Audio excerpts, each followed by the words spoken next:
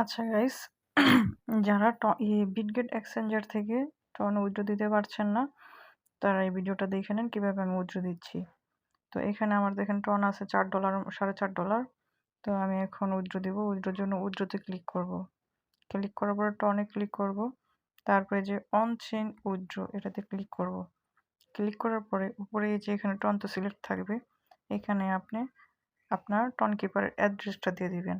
তারপরে এখানে লিখে দিবেন যে Tonkeeper, TONKEEPER, Tonkeeper. আমি একটু বানানটা দেখে নিই আবার। TONKEEPER। ঠিক আছে, এই যে সেম ভাবে লিখছি, এই যে সব দিলাম, দেওয়ার পরে এই যে উইথড্র, এই যে দেখেন উইথড্রোতে ক্লিক করেছি, উইথড্র কিন্তু কনফার্ম হয়ে গেছে। তারপর আমি অথরাইজেশনটা দিয়ে দিই। এই যে ফিঙ্গার দিলাম।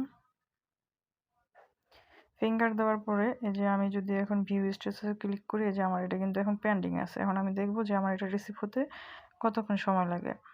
আমার এখানে কিন্তু এখন বাজে 7টা 31। ঠিক আছে,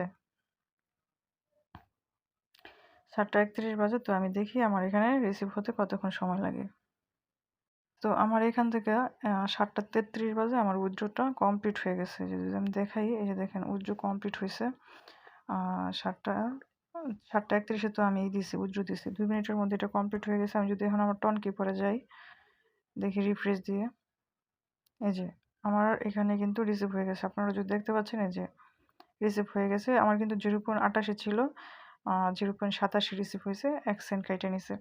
তো এভাবে আপনারা যারা উইথড্র দিতে চান তারা উইথড্র দিতে পারেন। আমি যেমন টন কিপার লিখছি ওই যে মেমোর জায়গায়, আপনারা তখন বিটগেটে নিলে বিটগেট লিখা দিবেন। ঠিক আছে, এইটুকুই।